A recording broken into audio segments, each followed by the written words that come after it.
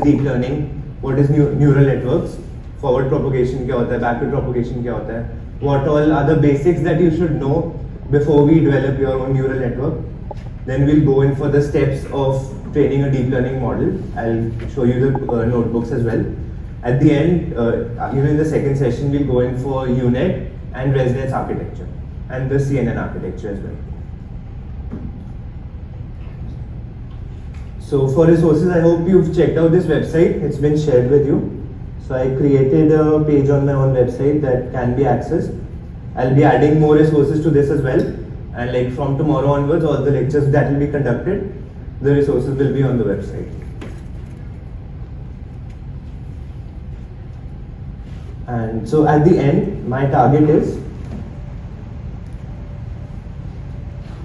that you guys will be able to train your own CNN model. This will be probably one of the most advanced things you'll do today. So I'll be going with the CNN's architecture. You'll be training your own classification models, and we'll be working on that. So I want to know, like, anyone knows what's deep learning, what are neural networks? किसी को कुछ idea है उसके बारे में? क्या पता है? न्यूरल नेटवर्क्स को बिल्कुल ब्रेन की तरह डिजाइन करते हैं डिफरेंट लेयर्स को, और वो भी काफी कॉम्प्लेक्स होता है, बट हम नंबर ऑफ लेयर्स चेंज करते हैं, हम अपने टास्क की कॉम्प्लेक्सिटी चेंज करके करवाते हैं. काइंड ऑफ ठीक है, करेक्ट. तो डीप लर्निंग एक फील्ड ऑफ एआई है जहाँ पे आपको डेटा से वो खुद सीख जाता है. एक मशीन लर्निंग में आपको डिस्क्राइब करना पड़ता है कि ये फीचर्स हैं, ये मेरा टारगेट है, और काफी आप सुपरवाइज तरीके से भी चल रहे होते हैं. यहाँ भी सुपरवाइज लर्निंग होती है, लेबल्स होते हैं उसके अंदर डेटा में, बट इसमें डेटा के अंदर से फीचर्स वो खुद एक्सट्रैक्ट करता है. अब इनिशियली अगर आपने कोई स्टॉक मार्केट या उस टाइप के डेटा सेट्स देखे होंगे तो उसमें लाइक स्टॉक मार्केट का एग्जांपल ले लो तो ओपन प्राइस, क्लोज प्राइस, इस टाइप के फीचर्स स्पेसिफाइड होते हैं टैबुलर डेटास में. अब इमेज में आप फीचर्स डिस्क्राइब नहीं कर सकते. आप क्या बताओगे, ये पॉइंट पे नोज होगी, वो नोज तो कहीं और भी हो सकते हैं अगर इमेज टेढ़ी है तो अब आप फीचर्स टाइप के डिस्क्राइब नहीं, तो वहाँ पे डीप लर्निंग इन्वॉल्व होती है. वहाँ पे न्यूरल नेटवर्क्स इन्वॉल्व होते हैं जो खुद से डेटा से पैटर्न्स रिकॉग्निशन करते हैं एंड वो आगे उस हिसाब से आपके काम करते हैं जो आप चाहते हैं. What's a neural network? It's an algorithm. ये डेफिनेशन है जो आप पढ़ सकते हो. Algorithm that finds out the underlying relationship between the data and all the, it's kind of like the neurons in your brain. If you look at an image of a guy, you'll be able to say, yeah, that's a guy. Now, आज की date में I know कह नहीं सकते, but फिर भी.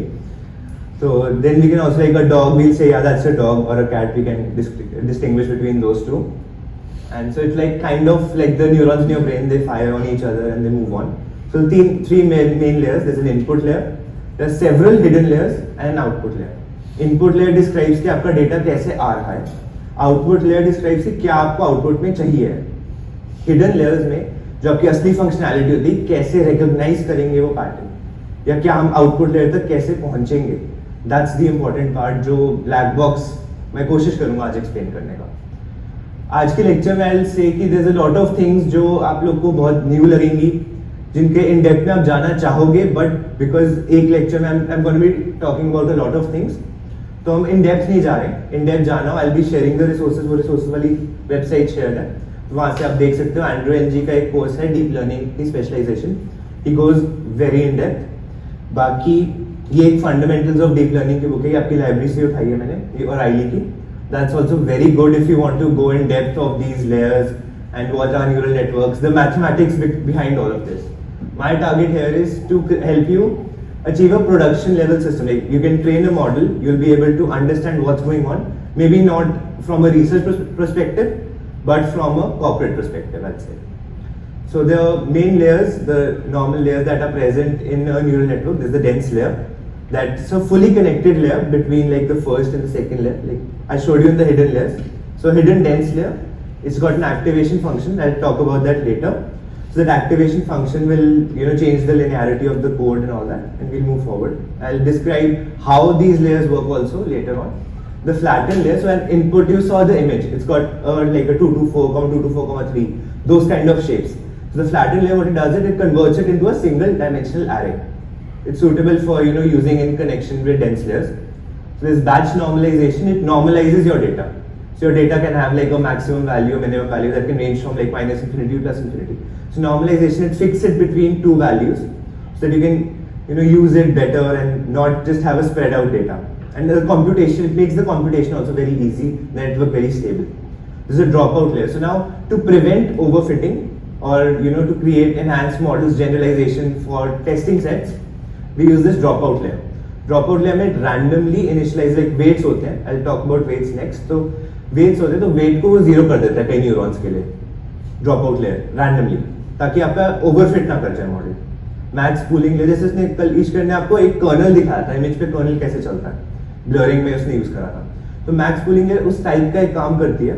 तो वो maximum values on the kernel size उठाती है.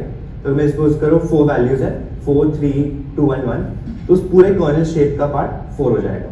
तो it helps us reduce the dimensionality, spatial dimensionality reduce करना. Next the forward propagation. तो आप न्यूरल नेटवर्क चल रहा है, आपने अभी तक लेयर्स देखी हैं. तो हम लेफ्ट से राइट तक, इनपुट लेयर से आउटपुट लेयर तक जाएंगे. अब कैसे जाते हैं, that's what I am going to talk about. तो अब लेयर 0 में आयो, तो these are the 2 neurons x1 and x2. ऊपर जो 1 है दैट्स कॉल्ड बायस. बायस होता है आपके उसको ऑफसेट करने के लिए, लाइक जो आपके स्पेस में अगर नंबर्स हैं उनको थोड़ा सा आगे पीछे करने के लिए बायस यूज होता है. एंड यहाँ पे वेट्स यूज होते हैं. हर न्यूरॉन के पास एक वेट आता है. तो वेट इज द नंबर जो आपका ट्रेनिंग से चेंज होता है. दैट्स द पैरामीटर जो चेंज हो रहा होता है यहाँ पे. तो अब आपके इनपुट डेटा आया, उसको वेट से मल्टीप्लाई करते हैं ना, आगे जाते हैं हम लोग फिर नेक्स्ट उस पे. तो वो वेट आपका ट्रेन होने के बाद इंप्रूव करता है. तो इसमें अलग अलग टाइप के परसेप्ट्रॉन लर्निंग एल्गोरिथम और अलग हेब लर्निंग रूल्स, इस टाइप के रूल्स लगते हैं कि वेट कैसे हम लोग ने ट्रेन करने, कैसे प्रोपोगेट करना है इसके अंदर. बट अभी मैं आपको ओवरव्यू दे रहा हूँ, तो आप लीनियर अलजेब्रा की तरह समझ लो. x1 के वेट से आपने इनपुट की वैल्यू को मल्टीप्लाई करा और आगे लेके गए. अब मैं अगर 0 से 1 के बीच का रेंज समझ लूँ वेट का, तो अगर 0 वेट है मतलब कि वो वाला इनिशियलाइज ही नहीं होगा, मतलब उस वाले न्यूरॉन की वैल्यू नहीं. अगर 1 है मतलब उसकी बहुत ज्यादा वैल्यू. तो ये वेट 0 से 1 के बीच में अगर वेरी कर रहा है तो 0.6 वाले की 0.2 वाले से ज्यादा वैल्यू आती है, वो ज्यादा वेट मिलेगा उस पर्टिकुलर फीचर को. ऐसे हर लेयर में ये ऐसे जाते हैं हम लोग आगे आउटपुट तक. अब एक्टिवेशन फंक्शंस होते हैं जो नॉन लिनियरिटी डालते हैं, वो बीच में इन्वॉल्व होते हैं इन इक्वेशंस. अभी तो लीनियर इक्वेशंस चल रही हैं, तो लीनियर इक्वेशन को नॉन लीनियर करने के लिए हम एक्टिवेशन फंक्शन यूज करते हैं, वो आगे आएगा. अब बैक प्रोपगेशन, न्यूरल नेटवर्क का आई थिंक सबसे ज्यादा बढ़िया फीचर इज बैक प्रोपगेशन. आप एक बार फॉरवर्ड प्रोपगेशन से तो चले गए, आपने अपने वेट्स फीचर्स के अकॉर्डिंग थोड़े बहुत अपडेट कर लिए, पहुंच गए. बट आप एक डिफरेंस तो आएगा ना, जो आपको रिक्वायर्ड आउटपुट है और जो न्यूरल नेटवर्क ने आउटपुट क्रिएट किया उसके बीच में. तो वो डिफरेंस को कम करने के लिए बैक प्रोपगेशन यूज किया जाता है. तो अब आगे पहुंच चुके हैं हम लोग. उसमें हमने एरर देखना है, कितना एरर आया दो वैल्यूज के बीच में. इनपुट जो आउटपुट एक्सपेक्टेड था, जो आउटपुट आपके फॉरवर्ड प्रोपोगेटेड फीड फॉरवर्ड वाले न्यूरल नेटवर्क ने बताया, तो उसके बीच का डिफरेंस कैलकुलेट होता है वो लॉस फंक्शन से, और ऑप्टिमाइजर्स यूज करके फिर हम वापस बैक प्रोपोगेट करते हैं उसके अंदर. वेट्स को अपडेट करते हैं to reduce the loss as much as possible. तो उसमें ऑप्टिमाइजर्स यूज होते हैं, वो भी आगे I discuss little about that also. तो ये बैक प्रोपोगेशन का मेथड होता है कि आप एक बार आगे चले गए, फिर वापस आते हो, उन वेट्स को फिर से अपडेट करते हो, अब फिर से आगे आते हो. ये प्रोसेस बहुत ज्यादा बार एक न्यूरल नेटवर्क के अंदर चल रहा है. ट्रेनिंग करते हैं ना हम लोग, तो ट्रेन में यही कर रहे होते हैं, उसको सिखा रहे होते हैं, बेस्ट पॉसिबल वेट्स तक पहुंचा रहे होते हैं हम लोग, ताकि आपकी हाईएस्ट एक्यूरेसी अचीव करी जाए. जो आप टास्क करना चाहते हो वो बेस्ट पॉसिबल तरीके से हो पाए. अब आई टॉक अबाउट वही जो मैं आपको बताया, वेट्स बायसेस यूज करा मैंने, एक्टिवेशन फंक्शन वर्ड यूज करा, लॉस फंक्शन करा, ऑप्टिमाइजर करा, पैरामीटर करा, ये होते हैं. अब लेट्स डाइव इनटू दैट. अभी तक किसी को कुछ डाउट है, कुछ नहीं समझ आया है, just ask, let's go. Anything, चलो पूछ सकते हो, इट्स नो वरीज, कामली. इससे पहले मैं टर्मिनोलॉजीज पे आपको अभी तक कुछ ना समझ आया हो तो जस्ट आस्क. एनीवन? सब समझ आ रहा? इतना अच्छा पढ़ा रहा हूं, ठीक है. Let's start with weights. तो अभी आप एग्जांपल के साथ साथ बता दो क्या एग्जांपल के साथ साथ, कोई भी एग्जांपल के साथ कि जैसे वेट है तो ये कैसे कैसे काम करता है, एग्जांपल के साथ. ठीक है. तो अभी वेट्स आपको मैंने बताया था. ओके, एग्जांपल अगर इसमें मैंने देना हुआ तो यहाँ पे अगर मैं दे दूं कि अगर वेट को मैंने पॉइंट से एक, अगर आप ले लो 1 इनपुट में आ रहा है आपके पास, ठीक है, 1 की जो वैल्यू आ रही है, तो यहाँ पे लीनियर इक्वेशन बन रही है. ओके, तो 1 की वैल्यू है, अब वेट इसमें आता है 0.4 का सपोज, तो 1 into 0.4 हुआ लेयर 1 से. अब लेयर 2 में आएगा तो उसको इनटू जो भी उसकी वैल्यू करनी होगी, प्लस बायस भी ऐड कर देते हैं हम लोग 1 का, तो 0.4 into 1 1.4 बन गया. तो अब आगे मेरा वेट आ गया, सपोज करो 0.2 का, तो 0.2 से उसको मल्टीप्लाई करेंगे तो 0.28 बन जाएगा. तो इस टाइप से वो ऐसे जाता है, तो वेट से आपको पता चलता है कि वो न्यूरॉन कितना ज्यादा एक्टिवेट होगा। लेकिन वो न्यूरॉन जो फीचर उठा रहा है वहां से, वो वाले पार्ट जो उठा रहा है, तो वो कितना ज्यादा उसके ऊपर वेट है, कितना ज्यादा उसकी यूजफुलनेस कितनी ज्यादा है। तो 0 मतलब हम लोग वो न्यूरॉन को डीएक्टिवेट कर देते हैं, ये तो नहीं चाहिए मुझे। 1 मतलब कि आई तो पूरा ही पूरा चाहिए मुझे, तो वो 0 से 1 के बीच में जो वैल्यूज होती है। तो वेट्स एंड बायसेस का आइडिया लग गया होगा। ड्रॉप आउट ले, तो ड्रॉप आउट ले क्या होता है, ये रैंडमली जो न्यूरॉन्स आपको भी दिखाए थे इसमें, जैसे देखना 1 2 ऐसे ढेर सारे होते हैं। तो जो न्यूरॉन्स आपके पास आ रहे हैं, तो यूजुअली हम 2 की पावर समथिंग उनकी यूनिट्स रखते होते हैं, तो कंप्यूटेशनली वो इजियर रहता है। तो ड्रॉप आउट ले करती है रैंडमली जो इनपुट यूनिट्स होते हैं ना, उनको 0 कर देती है। वो रैंडमली 0 करने का रीजन ये होता है कि अगर आपने पूरा ट्रेनिंग डेटा के ऊपर सारे न्यूरॉन्स को अच्छे से एक्टिवेट करके वेट्स फाइनलाइज कर लिए ना, तो फिर ये प्रॉब्लम हो जाती है कि वो ट्रेनिंग डेटा तो समझ जाता है, बट वो अगर आप कोई और आउटसाइड से टेस्ट डेटा देते हो या वैलिडेशन डेटा देते हो तो वो नहीं समझ पाएगा उस चीज से। उसमें उसकी एक्यूरेसी बहुत ज्यादा ड्रॉप कर जाएगी, उसको ओवरफिटिंग कहते हैं। तो ओवरफिट नहीं करवाना हमारे को मॉडल, तो हम लोग ड्रॉप आउट लेयर्स बीच में डाल देते हैं। और कुछ वेट्स एंड बायसेस का आई थिंक आप लोग को आइडिया लग गया होगा कि एग्जैक्टली होते क्या है। एक बार आपने अगर डेफिनेशन लाइक रीड करना है तो कर लो। एंड ये वेट्स एंड बायस जो चीजें जो लर्न कर रहा होता है आपका model, the weights are the important thing जो आपकी ट्रेनिंग टाइम पे वो सीख रहा होता है कि कैसे आगे बढ़ना है। एक्टिवेशन फंक्शन, तो अभी तक मैंने आपको बताया ना, वो जैसे 0.1 वो 1 को हमने मल्टीप्लाई करा 0.4 के साथ, वो 0.4 बन गया। अभी तो लीनियर इक्वेशन चल रही है, अब मैंने नॉन लीनियर क्लासिफिकेशन प्रॉब्लम आ गई सपोज करो, अब 0.46 0.3 0.2 इस टाइप के वैल्यूज पड़ी हुई हैं। अब मैंने इसमें नॉन लिनियरिटी डालनी है, इसको मैंने 2 में करना है, तो अब वो तो प्रोबेबिलिटी से तो कर सकता हूँ कि 0.5 से ऊपर है तो वो एक क्लास में, तो उस टाइप से। अब यहाँ पे सिग्मॉइड फंक्शन हो गया, इसमें आपको ये नॉन लिनियरिटी डाल रहा है उसके अंदर। That's the use of activation functions in a neural network. तो आप लेयर्स देखते हो, तो अगर एक लेयर को हम जब कोड में डिस्क्राइब करते हैं तो हमने लेयर का नाम लिखा, उसके अंदर उसका एक्टिवेशन फंक्शन लिख देते हैं। असली में वो काम ऐसे करता है कि उसके वेट्स के साथ वो अपडेट होकर इक्वेशन बनी, फिर उसमें वो एक्टिवेशन फंक्शन का जो फॉर्मूला मेंशन है, जैसे सिग्मॉइड का हो गया 1/1 प्लस e की माइनस x, तो वो x आपका जो वो वैल्यू आई होती है वो यहाँ पे इनपुट होती है। जैसे ली की रेलू हो गया, ये सारे जैसे आपको मोस्ट पॉपुलर आपको दिखेंगे, यूजुअली रेलू दिखेगा, ली की रेलू दिखेगा, सिग्मॉइड दिखेगा, ये सब आपको बहुत कॉमन दिखते हैं और इनकी सबके अलग अलग यूज केसेस होते हैं। जब आप एक्सप्लोर करोगे, अपने आप मॉडल्स बिल्ड करोगे, तो आप इनके यूज केसेस भी साथ में समझोगे। अब लॉस फंक्शन होता है, जो मैंने आपको बताया था कि हम बैक प्रोपगेशन से जस्ट पहले हमने एरर कैलकुलेट करके रखा था, तो बिटवीन द प्रेडिक्टेड वैल्यूज और एक्चुअल वैल्यूज, तो वो लॉस फंक्शन से हम कैलकुलेट करते हैं। तो लॉस फंक्शन जैसे हो गया मीन स्क्वायर एरर हो गया, तो मैंने दोनों के बीच का डिफरेंस निकाला, उनको स्क्वायर करके सम कर दिया, वो एक लॉस फंक्शन हो गया। अब ऐसे क्रॉस एंट्रोपी होता है, सॉफ्ट मैक्स क्रॉस एंट्रोपी होता है, और स्पार्स क्रॉस एंट्रोपी होता है। इस टाइप के अलग अलग लॉस फंक्शंस होते हैं जो यूज करे जाते हैं। अब आपको यहाँ पे ऑप्टिमाइजर्स का यूज किया जाता है इन लॉस फंक्शंस को हमारे को रिड्यूस करने के लिए, इनकी वैल्यूज जो हमारा लॉस आता है ना वो रिड्यूस करने के लिए। तो अब यहाँ पे आप देखिए लर्निंग रेट नाम की एक चीज है, मैं बहुत ज्यादा वर्ड्स फेंक रहा हूँ, आई नो न्यू होंगे आपके लिए। तो एक लर्निंग रेट टाइप एक चीज होती है, वो लर्निंग रेट होता है अपने कि लॉस फंक्शन को कैसे मॉडिफाई करें, किस स्पीड से हम लोग जा रहे हैं उसमें। तो लॉस फंक्शन का अगर वो हमारा बना हुआ है, तो अब लर्निंग रेट अगर मैं बहुत लो कर दूंगा उसका ना, कि कितनी स्पीड से वो सीखेगा, मैंने बहुत छोटी वैल्यू दे दी उसको।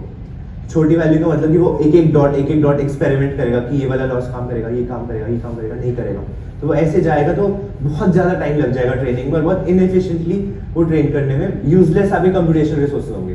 अगर मैं ज्यादा हाई दे दूंगा तो वो जो मिनिमम लॉस वाला पॉइंट है, नीचे वाला पॉइंट है, वो उसको मिस कर जाएगा। वो मिस ना करे, इस वजह से हम लोग उसके एक जस्ट राइट वैल्यू को अप्रोक्सीमेट करने की कोशिश करते हैं। तो ये होता है हाइपर पैरामीटर ट्यूनिंग के टाइम काम आता है। आपने कई आई थिंक सुना होगा, लोग कहते हैं कि मॉडल तो ट्रेन हो गया, अब उसको ट्यून करना है कि वो बेस्ट कैसे काम करे।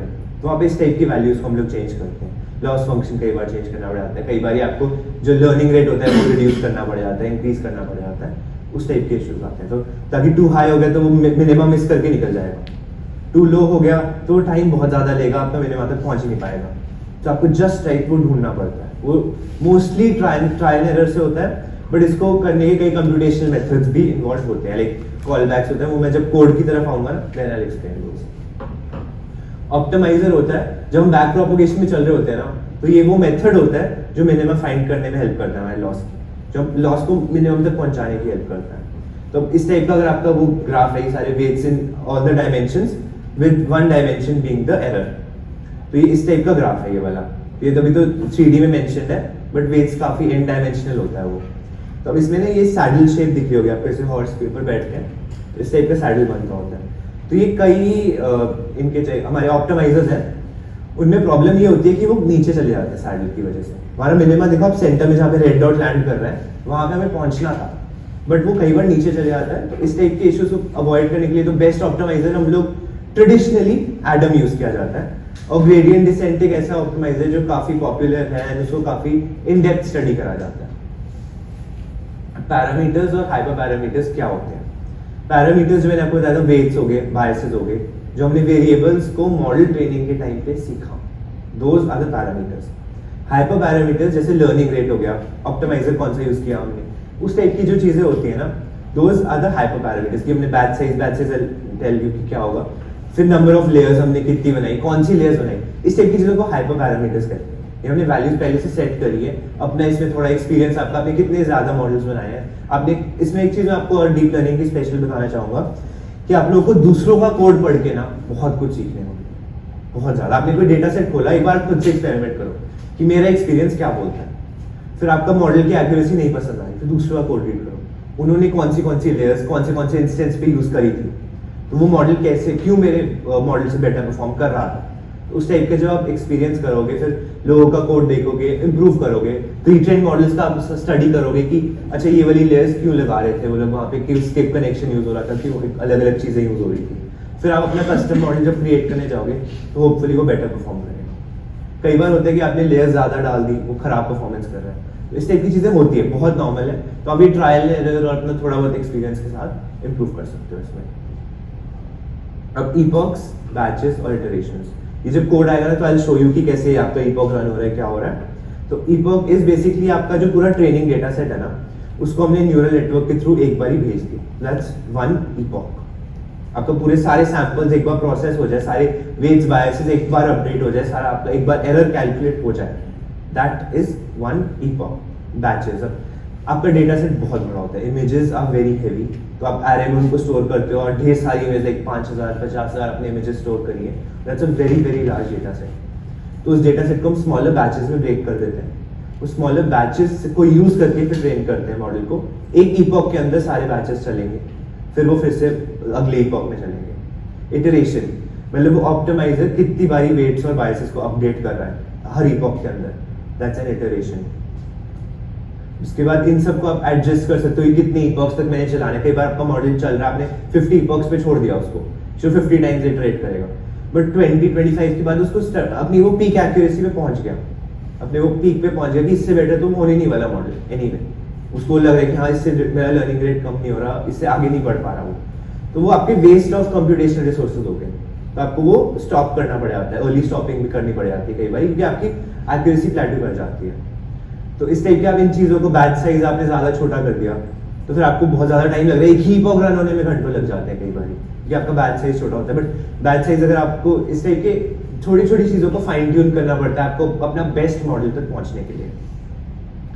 अब ये एक चीज है, I think you all know, कौन भी बात है सुपरवाइज्ड मशीन लर्निंग या डीप लर्निंग क्या होता है? एनीवन? यार ये तो पता होना चाहिए। What supervised machine learning, supervised deep learning?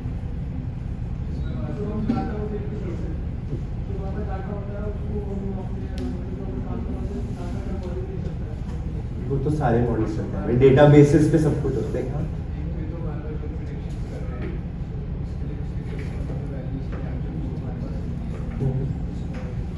ठीक है, चलो ये सही काइंड ऑफ सही बोला।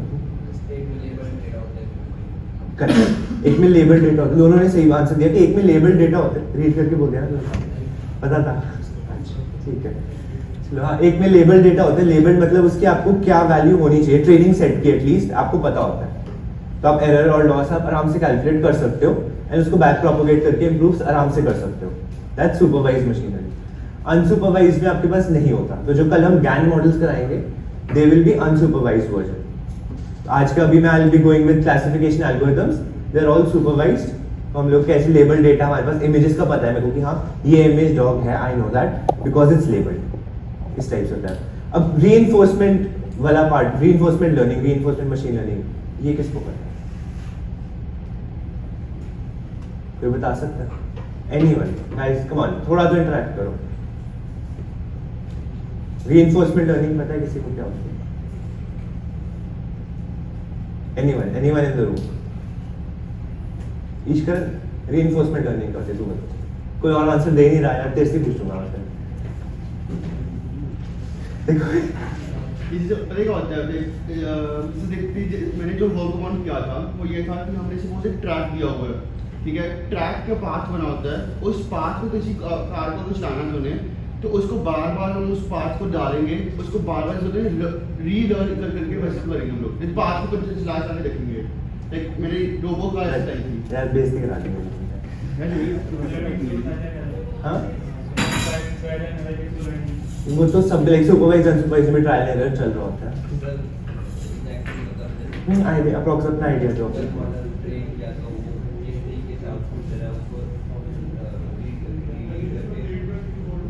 करेक्ट, उसमें फीडबैक इन्वॉल्व होता है। फीडबैक कैसे इन्वॉल्व होता है, इसका एक एग्जांपल है, आपने एक मॉडल ट्रेन कर दिया, एक आर्किटेक्चर बना दिया, आपका मॉडल ट्रेन हो गया, दैट्स एंडेड। अब आप एक और मॉडल बनाते हो अपने पुराने मॉडल को इंप्रूव करने के लिए, दैट्स रीइंफोर्समेंट लर्निंग। जो आपका मॉडल दूसरे मॉडल को इंप्रूव करने के लिए बना होता है, that's an additional layer on top of it, that's reinforcement learning. आपने दूसरे मॉडल को इंप्रूव करने के लिए एक मॉडल बनाया। अभी ये जो प्रोडक्शन लेवल एनवायरनमेंट होता है, जब आपने सिस्टम को बाहर पब्लिक के साथ रिलीज कर दिया कि जो प्रेडिक्शन है, अपना जो यूजर है वो अपना डेटा डाले या वो अपना कोई भी वैल्यू डाले, तो उसके बाद टेस्ट कर सके। हमारे को वो कई बार यूजर फीडबैक मिलता है हमारे को कि यार नहीं, मॉडल ने सही परफॉर्म करा, कई बार वो कहते नहीं करा। उसकी बेसिस पे फिर हम अपने ओरिजिनल मॉडल को पेनल्टी देते हैं, ओरिजिनल मॉडल को बताते हैं कि कैसे इंप्रूव करना है। वो रीइंफोर्समेंट लर्निंग वाला पार्ट आता है। तो इनडायरेक्टली हम मॉडल बना रहे हैं ताकि हम अपने पुराने मॉडल को ट्रेन करें। हाँ, एक मॉडल बना रहे हैं दूसरे मॉडल को ट्रेन करने के लिए। तो वो ये जो पार्ट जिस में लिखा हुआ है कि works on interacting with the environment. Environment is जो आपका, अगर मैं कहूँ model is your agent, environment is the outside world. तो मॉडल को आपने अपने पुराने ट्रेनिंग डेटा पे उसको ट्रेन करके फिक्स तो कर लिया, अब ये नहीं पता ना वो आउटसाइड वर्ल्ड के साथ कितना अच्छा इंटरैक्ट कर रहा है। तो उसको इंटरैक्ट करवाने के लिए जो लेयर क्रिएट की जाती है ना, दैट्स रीइंफोर्समेंट लर्निंग। वहां पे वो आपके मॉडल को कैसे इंप्रूव करना है। चैट जीपीटी देख रहे हो आप, हर एक बार उनको जो डेटा भेज रहे हो वो स्टोर करके उसको रिट्रेन करने के लिए अलग से रख तो नहीं है, बट वहां पे आप फीडबैक भी कई बार पूछे ना, वाज दिस बेटर और वर्स, जब रीजनरेट रिस्पांस डालते हो, तो वहां पे रीइंफोर्समेंट लर्निंग इन्वॉल्व हो रही होती है। अब अगर उसको बोलते हो बेटर है, तो मॉडल को फिर इंप्रूव करने देते हैं। अगर वो आप बोलते हो वर्स है, तो उसको पेनलाइज करते कि नहीं यार, ये तो नहीं गलत रिस्पॉन्स दिया, बेटर देना चाहिए, उस टाइप की चीज। अब एक ट्रेडिशनल डीप लर्निंग मॉडल कैसे चलता है? ट्रेडिशनल डीप लर्निंग मॉडल में स्टार्टिंग में आपको डेटा अपना गैदर करना है, डेटा स्टडी करना है कि क्या है मेरे पास, लेबल्ड है, अनलेबल्ड है, मेरे को सुपरवाइज मेथड यूज करना है, अनसुपरवाइज करना है, उस टाइप से। नेक्स्ट है आपको उसको प्री प्रोसेस करना है। आपको अगर उसमें से यूजलेस चीजें हैं वो हटानी है, उसका साइज फिक्स करना है, उसका कलर आपने देखा इनको RGB ही चाहिए, कितने चैनल्स चाहिए। अब जैसे इसके में अल्फा चैनल आ गया था उस दिन, तो वो अल्फा चैनल रिमूव करना है नहीं करना, उस टाइप की चीज़ है। आपको ये सब प्री प्रोसेस करना होता है। फिर आप मॉडल आर्किटेक्चर बना के मॉडल ट्रेन करते हो। ट्रेन करने के बाद उसको इवैल्यूएट करते हो कि क्या ये मेरा मॉडल आर्किटेक्चर जो मैंने ट्रेनिंग मेथड यूज करा वो अच्छा कर रहा है नहीं कर रहा, जो आपकी एक्यूरेसी होती है। फिर आप उसको फिर से ट्रेन करते हो कि मॉडल में चेंजेस करके आप फाइन ट्यूनिंग करते हो। तो अपने आपका टारगेट होता है कि अपने मॉडल की एक्यूरेसी इंप्रूव करनी। That's the main steps of deep learning. तो अब हम स्टार्ट करने वाले हैं विद द बेसिक प्रोजेक्ट जो आपके लिए हमने बनाया था। यहाँ पे please everyone go to the link, आपके रिसोर्सेज में भी मिल जाएगा, एंड अगर आप वेबसाइट का भी, आपका स्लाइड्स का भी एक्सेस है, यहाँ से भी क्लिक कर सकते हो।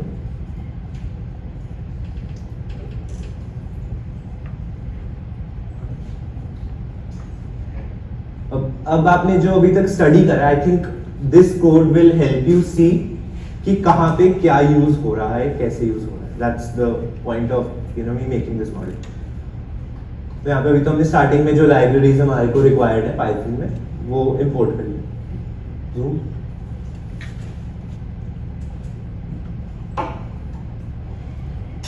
विजिबल है सबको क्लियरली?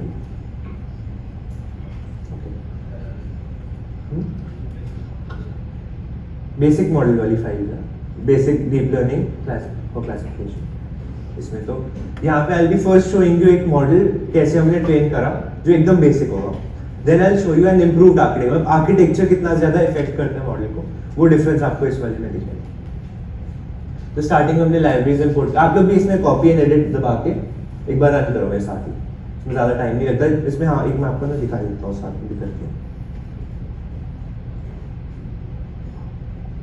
यहाँ आप कैगल इन्वायरमेंट पे कोई फेमिलियर हो थोड़ा सा, नहीं आई थिंक कंट्रीब्यूटर बने होंगे तो आप लोग के नोटबुक को रन तो करा होगा, थोड़ा बहुत एक्सप्लोर करा होगा होपफुली, तो उस टाइप से। तो इसमें नोटबुक ऑप्शंस में जाके यहाँ पे एक्सेलरेटर ऑन कर देना। आपने T4 दो यूज करने हैं, 80 यूज करना है, दैट्स अप टू यू। दोनों पे कोड सेम ही रन करेगा और सिमिलर टाइम ही लगेगा दोनों पे। तो अब जस्ट सिलेक्ट वन, मैं तो नोटबुक को सेव करके रखा हुआ है तो I can just show you the output, मैं रन नहीं करूँगा, you guys just run alongside. कहीं एरर आता है कोई आता है तो just call Ishkaran, he will help you out.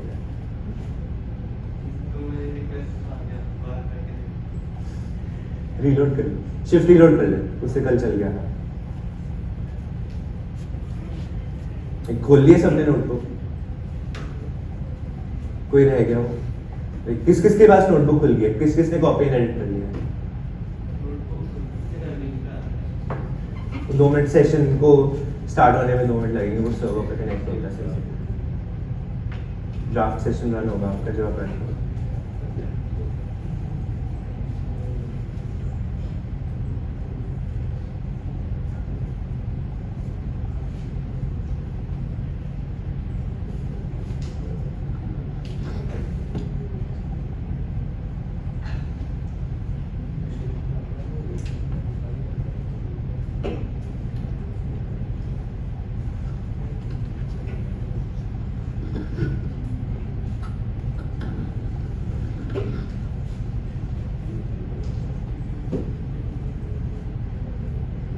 होगी सबकी नोटबुक, सबने कॉपी एंड एडिट कर लिया, सेशन स्टार्ट कर दिया, रन कर दिया। एक कोई भी सेल रन कर दो, लाइक इंपोर्ट लाइब्रेरीज वाला सेल रन कर दो, इसमें आपको जो टाइम लगेगा। मेरा ही नहीं रन हो रहा।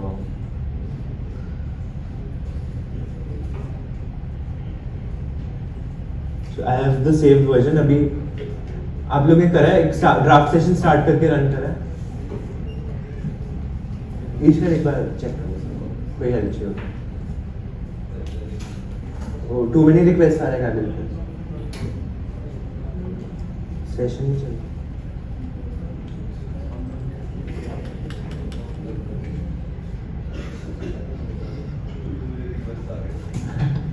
आई थिंक वही सारे रूम में यूज कर रहे हैं एक वाईफाई पे, तो कैबिल भी कह रहे हैं कि ना पर इसका नहीं चल रहा, काइंडली अपने पर्सनल नेट से कनेक्ट कर लो एक बार। मतलब इतनी बड़ी वेबसाइट है कैबिल, एटलीस्ट डीडॉस प्रिवेंशन होना चाहिए। गूगल वालों का प्रोडक्ट है।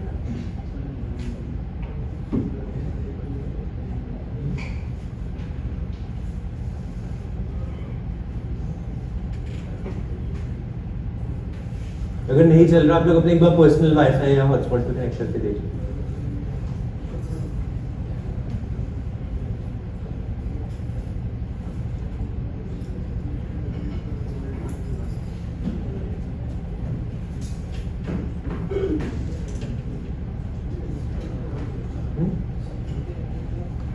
ये वाला एरर क्या है?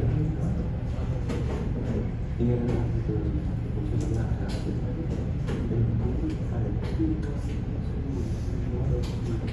यहाँ पे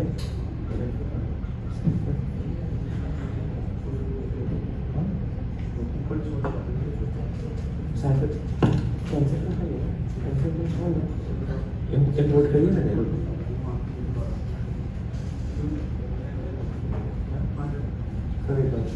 मैं तो फोटो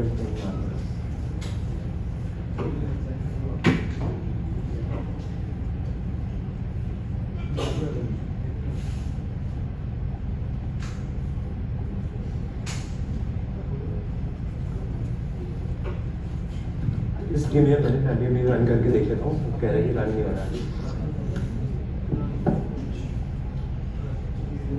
वैसे किस किस का रन हो चुका है, लाइक पहला सेल जो रन किया होगा हो रहा है?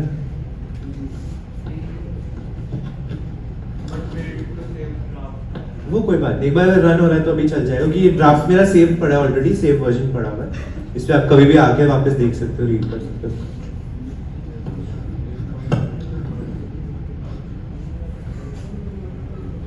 तो अब मैं कंटिन्यू करूँ ना अभी 1 मिनट, चलो आपको 2 मिनट और दिए, कर लो।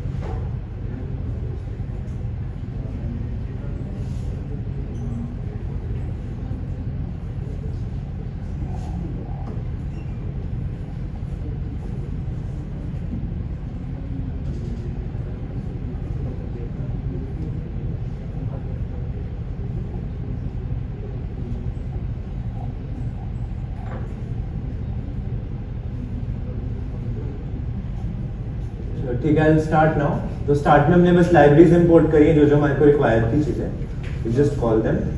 Second this is a CIFAR 10 data set, यहाँ पे 10 अलग अलग ऑब्जेक्ट्स हैं, उनके बारे में डेटा, उनकी इमेजेस का डेटा है, तो इसी ब्लर्ड इमेजेस है, that's what we are using. इनको इनिशियली हमने प्री प्रोसेस करा है थोड़ा सा, यहाँ पे हम लोगों ने इनको, जैसे आपको कल सिखाया होगा, उसको इमेज को एरे में कन्वर्ट हो रखा था, उसके बाद उसमें हमने एक्सट्रेन एक्सटेस्ट क्रिएट करा है, हमारे को ट्रेनिंग टेस्टिंग डेटा, ये टेंसरफ्लो में इनबिल्ट डेटा सेट है, तो ट्रेनिंग टेस्टिंग में स्प्लिट मिलता है हमारे को। हमने उसको बस वो कर दिया, डिवाइड बाय 255 कर दिया ताकि नॉर्मलाइज हो जाए डेटा।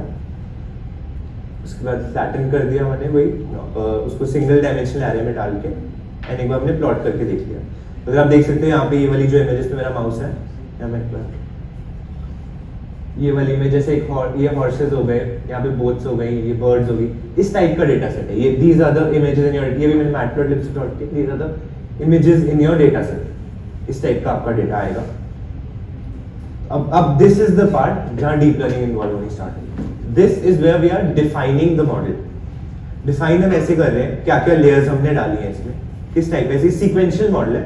सीक्वेंशियल मॉडल का मतलब होता है कि लेयर्स जो है वो एक के बाद एक के बाद एक के बाद, तो सीक्वेंस में लेयर्स है, दैट्स अ सीक्वेंशियल मॉडल।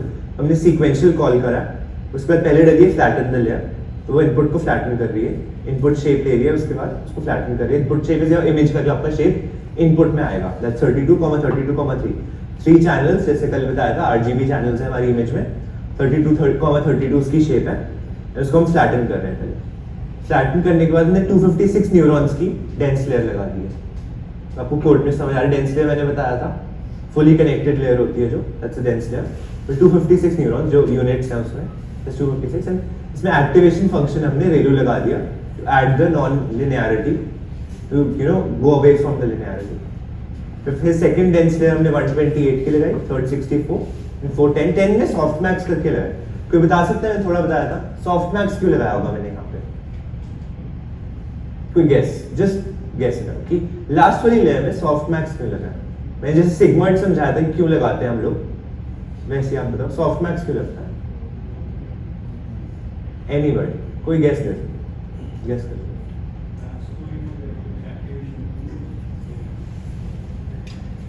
कोई और बता सकते हैं?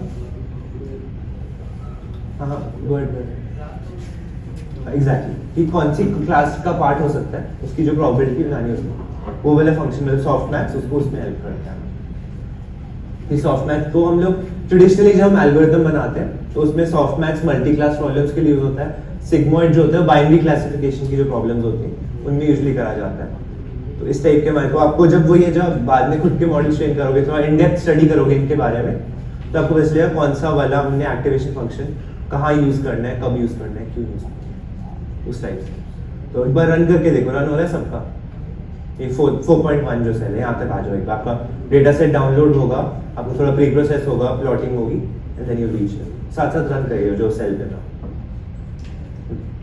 जो 4.1 पे पहुंच गए एक बार बस हैंड रेज कर देना ताकि पता चल जाए।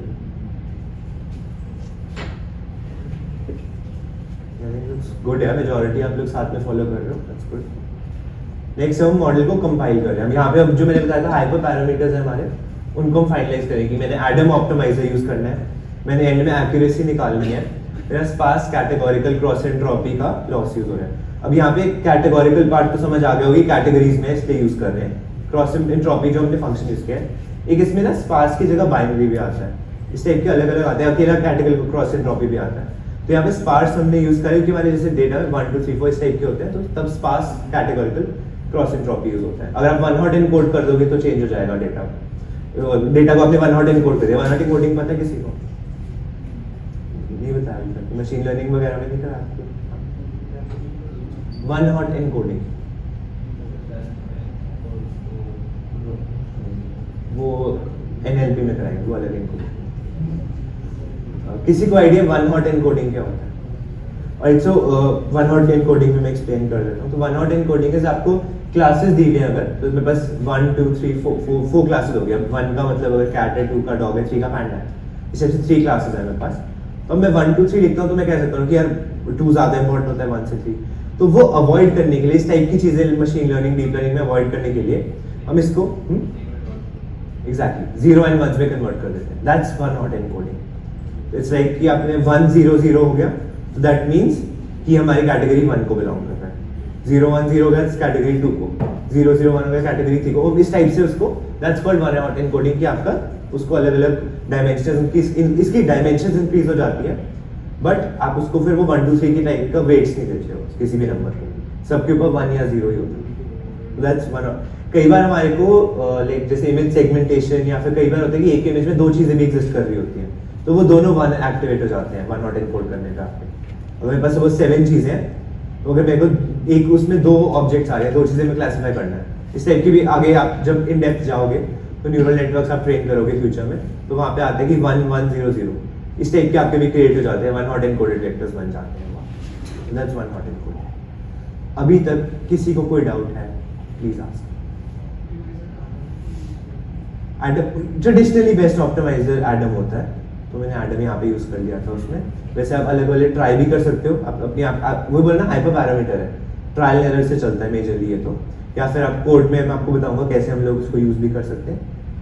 तो that's a different thing, but Adam is traditionally आप जब भी न्यूरल नेटवर्क ट्रेन करोगे ना 99% टाइम एडम यूज करो, दैट्स द बेस्ट ऑप्टिमाइजर। तो अब ऑप्टिमाइजर्स के अगर मैथ्स पढ़नी है, मैंने ये और आई लिखी आपको बुक वो लिखी, या फिर एक डीप लर्निंग वाला कोर्स हो गया, यूट्यूब वीडियोस मैंने वो रिसोर्सेज वाले में एट द एंड मैंने कुछ प्लेलिस्ट भी डाली है।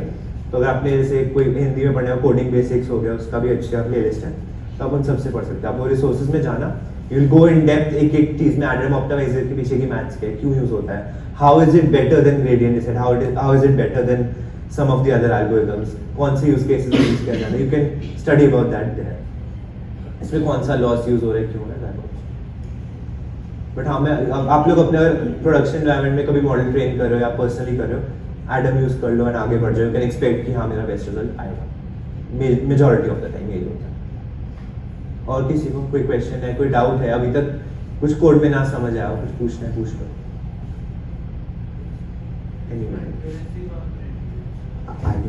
तो मॉडल हमने अभी तो मॉडल डिफाइन करा है, वो जब मॉडल ट्रेन करेंगे उसके बाद हमारे को एक्यूरेसी मिलेगी।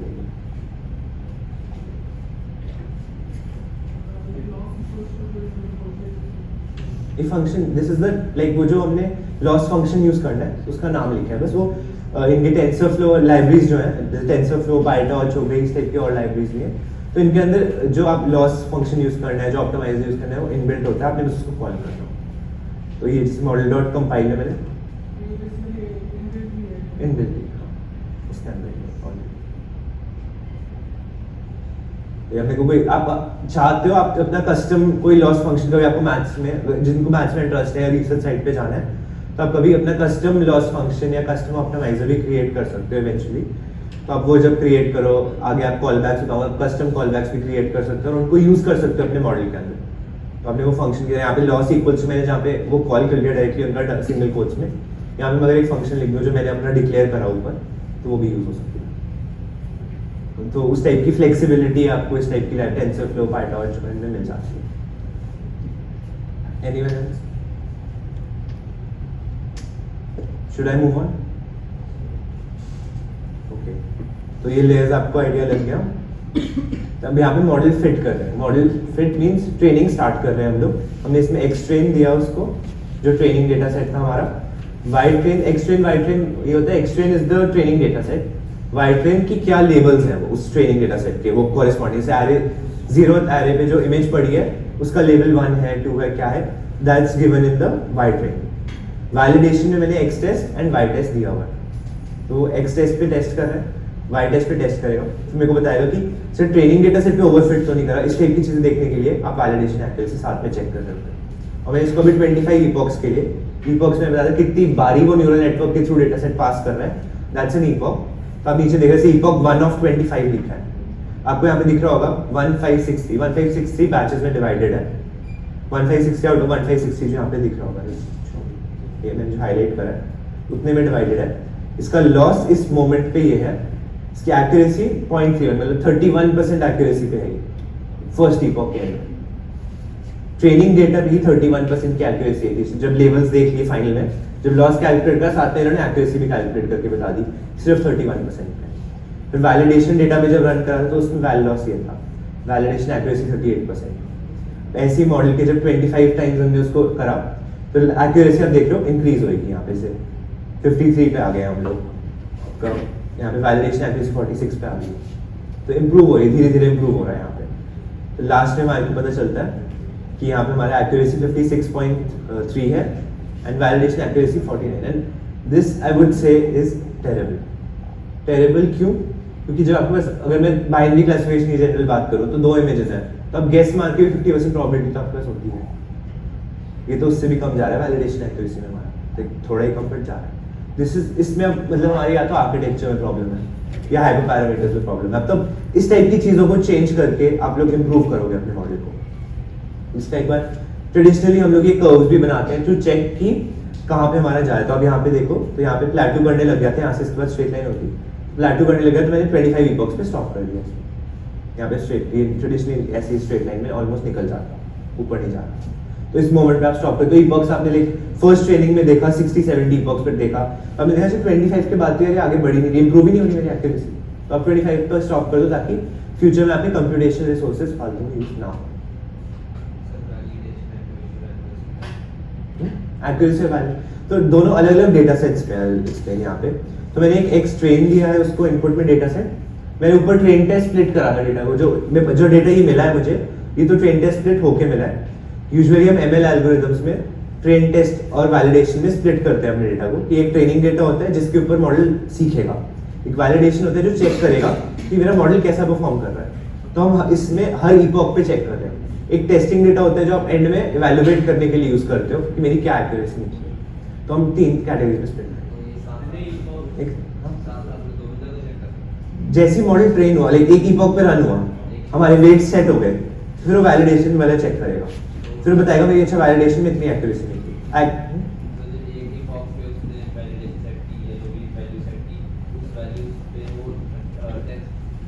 टेस्ट सेट चला गया, एग्जैक्टली उन्हीं वैल्यूज पे से जो वेट सेट हुए थे ट्रेनिंग के बेसिस पे फर्स्ट ईपॉक में, उसके बेसिस पे उसने वो टेस्ट सेट चलाया, वो टेस्ट सेट के ऊपर एक्यूरेसी कितनी आई, that's the validation accuracy. Normal accuracy की ट्रेनिंग डेटा सेट में कितने लेवल्स को वो सही से प्रेडिक्ट कर पाया था, दैट्स द थिंग।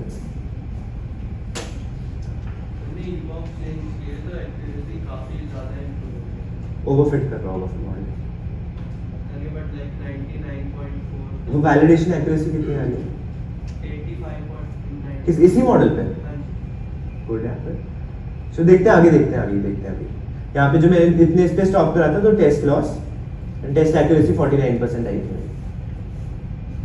अब इसमें मैंने एक CNN बेस्ड आर्किटेक्चर क्रिएट किया था जो बेटर परफॉर्म कर रहा था। तो ये आर्किटेक्चर मैं अभी एक्सप्लेन नहीं करूंगा, इसलिए आपको CNN में बाद में एक्सप्लेन करूंगा, तब बता सकता हूँ। तो इसमें जब कंपाइल करा, ट्रेन करा मैंने अपने मॉडल को,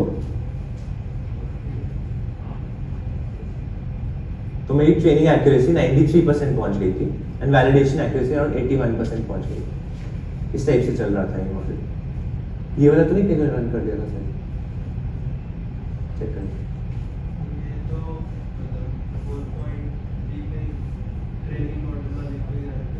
ओके चल बाद में ईश्वर एक बार चेक कर ले कैसे एक्यूरेसी कैसे बढ़ रही है उस वाले मॉडल।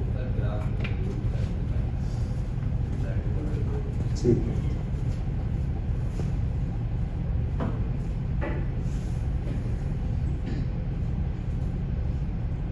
जो करते हैं ना भाई, ऐसे एक्सपेरिमेंटेशन होता है, शायद जल्दी स्टॉप कर दिया होगा, बट हाँ वो एक्सपेरिमेंटेशन से आपको आइडिया लगता है कि कैसे हमारा मॉडल इंप्रूव होता है, क्या होता है।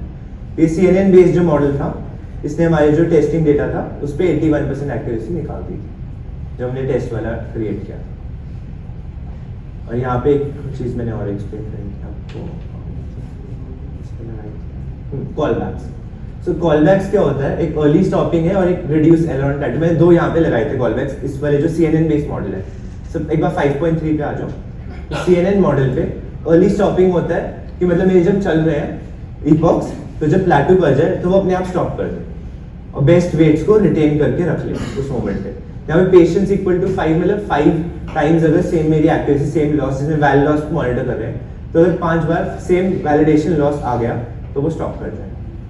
अब reduce LR on प्लेटू, learning rate को लेकर, अगर वही प्लेटू कर गया मैंने बताया जैसे, तो लर्निंग रेट रिड्यूस कर देते हैं कि मिनिमम पे पहुंचने की शायद कोशिश हो जाए। कहीं वो वाला केस तो नहीं कि हमारा लर्निंग रेट ज्यादा है, जो मैंने इमेज दिखाई थी, याद होगी अगर आप लोग को, लर्निंग रेट ज्यादा है, मिनिमम तक पहुंच ही नहीं पा रहा, वो वाला केस तो नहीं हो रहा, तो वहाँ उसको अवॉइड करने के लिए रिड्यूस एलआर ऑन प्लेटू यूज हो जाता है। तो इस टाइप के कॉल बैक्स आप डिफाइन कर सकते हो अपने हाइपर पैरामीटर्स को ट्यून करने के लिए। ऐसे और भी केसेस होते हैं, आप उनके बारे में स्टडी कर सकते हो, इसकी डॉक्यूमेंटेशन देख सकते हो। तो हमने इसके बाद फिर उसको इवैल्यूएट करा, चेक करा कि क्या हमारा लेवल सही कर रहा है, प्रिडिक्ट नहीं कर रहा। जैसे ये इमेज हमारे को, हम गैस मार सकते हैं इसको देखिए कि हाँ ये एक ऑटोमोबाइल है, एंड हमारे जो इसमें ओरिजिनल लेवल था वो भी ऑटोमोबाइल का था, जो प्रिडिक्शन मिली वो भी ऑटोमोबाइल की। तो अभी एक बेसिक एल्गोरिथम हो गया है। I will stop right now, कोई डाउट्स है डिस्कस कर लो, then let's take a break, उसके बाद विल कम बैक। ओके,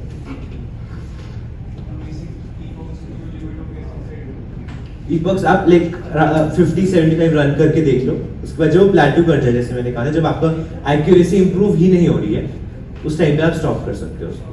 तो जो आपने स्टॉप करके एक फर्स्ट ट्रेनिंग में आपने देख लिया कि हाँ 25-30 के आसपास मेरी एक्यूरेसी उसके बाद बढ़ नहीं रही है, उतने पे ही टिक गई है, तो फिर आप उसको बेस्ट वेट्स उस मोमेंट पे डिसाइड हो चुके हैं, तो आप स्टॉप कर दो। तो वो ईपॉक्स उतने डिसाइड करके उसको रोक देते हैं। और हर रन पे भी ये चेंज कर सकता है, दैट्स करेक्ट, क्योंकि आपका इसमें ट्रेन टेस्ट पे भी शफल हो जाता है कई बार, तो वो शफलिंग की वजह से आपका ट्रेनिंग और टेस्टिंग वाले आ रहा है, तो सबके अलग अलग एक्यूरेसी निकली हो सकती है, एक पॉइंट समथिंग या 1 पॉइंट समथिंग का डिफरेंस, 2 पॉइंट समथिंग का डिफरेंस आ सकता है। दोबारा नए से इनिशियलाइज करेगा बायस में, बैटरी होगी, चल फिर चल गया होगा मोड में जल्दी।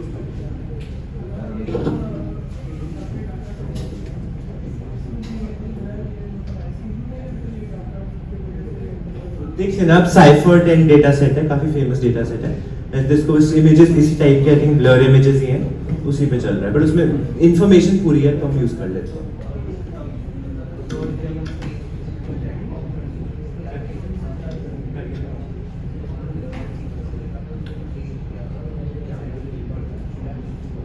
हाइपर पैरामीटर ट्यून करा होगा, कोई लेयर ऐड सब्ट्रैक्ट करी होगी, उस वजह से हो जाती है। तो मैंने आपको बताया था इतनी सारी वैल्यूज है इसके अंदर जो हमने खुद से फिक्स करी है, उनको आप अलग अलग चेंज करके, उसने ईपॉक्स चेंज करे थे, उसने वो 25 की जगह उसको बढ़ा दिया था, नंबर बढ़ा दिया कि ज्यादा टाइम्स वो मॉडल के अंदर ट्रेन हो। तो dense layers, basically dense layers जब हम लोग लगाते हैं तो डेंस लेयर्स पे ओवरफिट कर जाता है ये कई बार, क्योंकि वो फुली कनेक्टेड लेयर होती है, सारी इन्फॉर्मेशन को आगे पास कर रहा होता है और वेट्स को इंप्रूव कर रहा होता है, बट यहाँ पे ओवरफिटिंग का भी इसी वजह से चांस बहुत हाई होता है डेंस लेयर्स पे स्पेशली।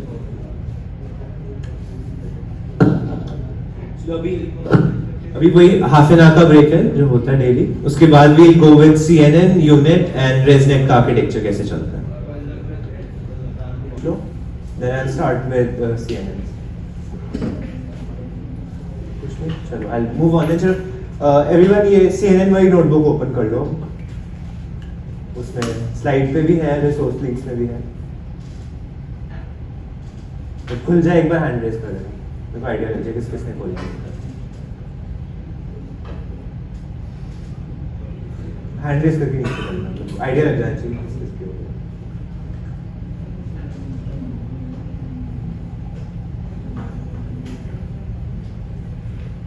आप लोग ने खोली फर्स्ट रो, नोटबुक खुल गई सबकी, first row, second row, third row, 4th row खुल गई नोटबुक, 4th रो खुल गई नोटबुक, खुल गया आप लोग? ठीक है, लेट्स गो। इसमें आप लोग एडिट करके साथ साथ रन कर सकते हो या आपने अकेला देखना अभी देख भी सकते हो, दैट्स अप टू यू। तो I be starting with CNNs। आपको बेसिक न्यूरल नेटवर्क का आर्किटेक्चर, डीप लर्निंग मॉडल क्या होता है वो आइडिया लग गया होगा अभी तक। एक्टिवेशन फंक्शन उन सबको थोड़ा कोड करके आपने देखा था लास्ट उसमें ही, कैसे मॉडल ट्रेन हो रहा है, क्या इपॉक्स होता है, क्या होता है, you might have got an idea. तो एक CNN होता है, ये क्लासिफिकेशन एल्गोरिथम्स में बहुत ज्यादा हाईली रिसर्च एल्गोरिथम है एंड अमेजिंग एल्गोरिथम। तो CNN एक डिफरेंट अप्रोच टू क्लासिफिकेशन की। तो इसमें न्यूरल नेट नाम एकदम डेंस लेयर्स पढ़ी थी, मैंने बैच नॉर्मलाइजेशन का आइडिया दिया था और बाकी आपको थोड़ा बहुत और बताया था मैंने। तो यहाँ पे CNN जो कॉन्वोल्यूशनल लेयर होती है उसका आइडिया दूंगा मैं आप लोग को। तो एक CNN मॉडल ट्रेडिशनली उसमें 3 लेयर होती है, कॉन्वोल्यूशनल लेयर्स होती है, उसमें पूलिंग लेयर्स होती है, आउटपुट लेयर। आउटपुट लेयर तो कांस्टेंट ही है, हर मॉडल में होती है वो। तो जो कॉन्वोल्यूशनल लेयर होती है वो क्या करती है, एक हमारे कर्नल होता है, एक फिल्टर होता है जो वो आपकी पूरे इमेज डेटा सेट के ऊपर से पास करता है। वो filter is your weights, is the weights of that convolution. Mic बंद हो गया,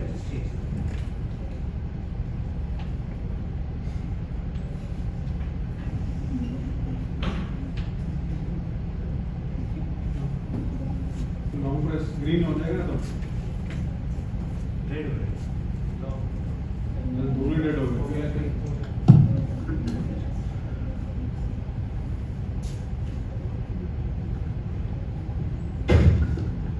So the convolutional layers के ऊपर एक कर्नल होता है, that kernel is the weights। तो इस लेयर के वेट्स इस फॉर्मेट में होते हैं। तो ये कर्नल इमेज के ऊपर से पास करता है, तो कर्नल साइज हम लोग फिक्स रखते हैं लाइक 3x3, 5x5, इस टाइप का कर्नल साइज होता है। तो वो रहता है, ये उसके ऊपर से पास करता है इमेज के ऊपर से, एंड ये मल्टीप्लाई होते हैं। जैसे ये 1 है, ये वाली अगर आप मैट्रिक्स देखो, एक एग्जांपल देखो, तो यहाँ पे जो 1 आ रहा था, ये जो 1 आ रहा था, तो ये 1 into 1 हुआ, तो यहाँ पे हमारा वेट 1 आ जाता पहले। तो इस टाइप से ऐसे करके वेट से साइड होते हैं। तो सारे जब इन्होंने मैट्रिक्स पूरे कर्नल का करा मल्टीप्लाई, तो इस वाले पर्टिकुलर फीचर के लिए 1 था। तो ये ऐसे करके सारे वेट स्टोर होते हैं और यही वेट्स अपडेट होते हैं हर इटरेशन में। तो ये हर पार्ट की इंपॉर्टेंस कर्नल के थ्रू चेक कर लेते हैं यहाँ पे हम लोग। तो वो कॉन्वोल्यूटेड फीचर्स, ये जो आउटपुट आपने इसका जो वेट से होते हैं कॉन्वोल्यूटेड फीचर्स कहते हैं कि उस फीचर की कितनी इंपॉर्टेंस है उस पर्टिकुलर सेक्शन में, उस टाइप की चीज डिस्क्राइब करवाता है। अब पूलिंग लेयर होती है, पूलिंग लेयर में भी अब एक बार रीड कर लो होता क्या जिसकी डेफिनेशन है।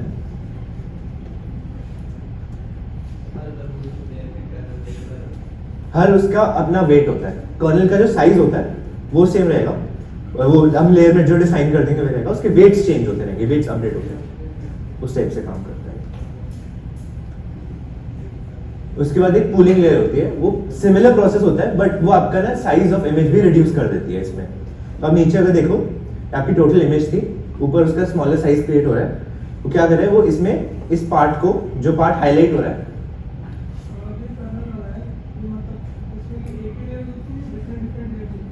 तो जो कॉन्वोल्यूशनल लेयर एक होती है उस पे एक कर्नल पास होता है और वो एक कर्नल आपको फीचर्स एक्सट्रैक्ट करके देता है।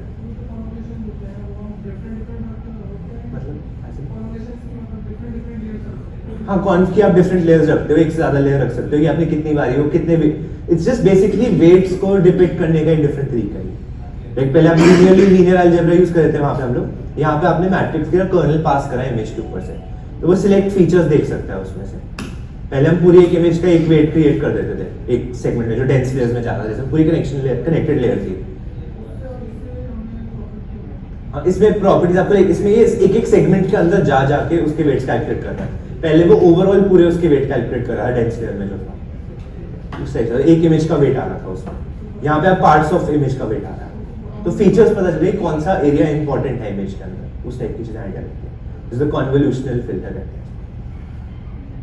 ना वेट मैट्रिक्स आपको वो बताते हैं कि उस पार्ट में कौन सा पार्ट उनका इंपॉर्टेंट, लाइक जो हायर वेट जहाँ पे आ रहा है वो पता नहीं जाता है हमारे, तो वो इस टाइप के कॉन्वोल्यूटेड फीचर में स्टोर कर लेता है उसको।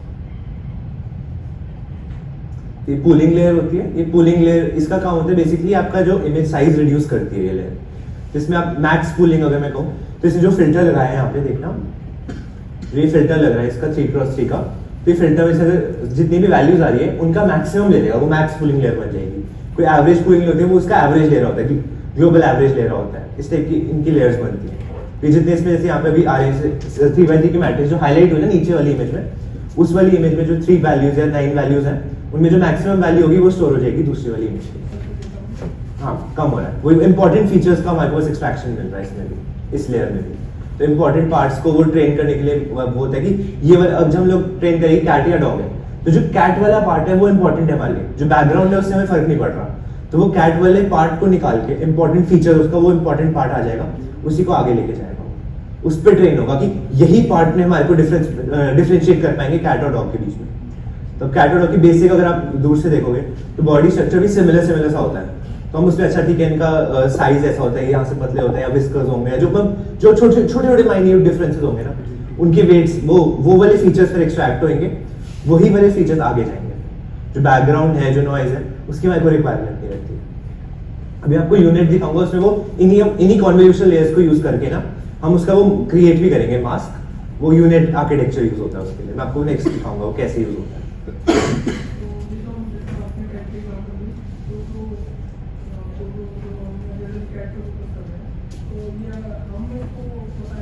नहीं, वो पैटर्न रिकॉग्नाइज कर रहा है। न्यूरल नेटवर्क का यही काम होता है कि कौन सी मेजॉरिटी इमेजेस में क्या पैटर्न है।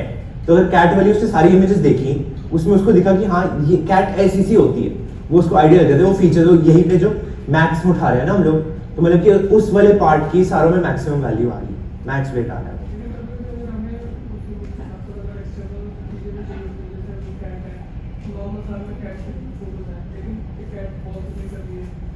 वो सारे देखना, वही एक्सटर्नल फीचर्स रेलेवेंट नहीं होते एंड इस टाइप का लाइक क्लासिफिकेशन हो लेते हो कैट और डॉग में डिफरेंस करना है। तो कैट और डॉग के इंपॉर्टेंट फीचर्स जो डिफरेंसेस है दोनों के बीच में ना, वो वाले फीचर्स बाहर आएंगे और वो वाले फीचर्स के बेसिस पे वो क्लासिफाई कर पाएगा। अभी देखना एक एग्जांपल्स जो तूने लिया, ये हर आपके ना प्रॉब्लम बेस्ड एग्जांपल हो गया। यहाँ पे अभी हम बेसिक आर्किटेक्चर समझ रहे हैं।